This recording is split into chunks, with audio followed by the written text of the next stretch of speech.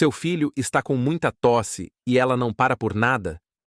Então, esse vídeo é especialmente para você. Eu vou te ensinar a preparar o melhor remédio caseiro da sua vida, que aliviará a tosse em apenas alguns minutos. Poucas pessoas conhecem esse remédio caseiro.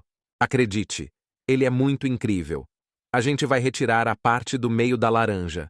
Por dentro, você vai cortar só 25% da parte de cima dela e tirar o meio dela, incluindo a semente. Logo após isso, a gente vai levar ela para o fogo médio, tá?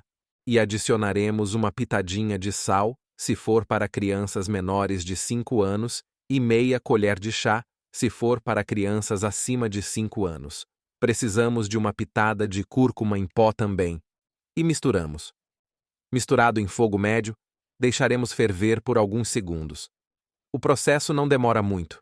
A cúrcuma é uma planta rica em antioxidantes com propriedades anti-inflamatórias e broncodilatadores, o que pode ser especialmente útil para casos de bronquite, asma e resfriado.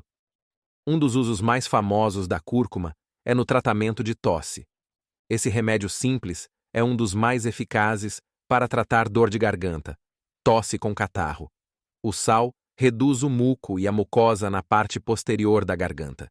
Isso diminui a tosse. Quando começar a ferver por alguns segundos, significa que está pronto. Agora, o último ingrediente é o mel. Meia colherzinha de chá para criança acima de 2 anos e uma colher de chá para criança acima de 5 anos. Em seguida, misturamos dentro da laranja com cuidado. O mel é alimento funcional e nutritivo, essencial para o homem há séculos. É uma fonte de energia natural e possui diversas propriedades medicinais. Se você está sofrendo com essa tosse intensa e não sabe como detê-la, esse remédio caseiro é ideal para isso. Essa foi a dica de hoje. Deixe uma nota de 0 a 10 para essa receita. Vou ficando por aqui, um grande abraço.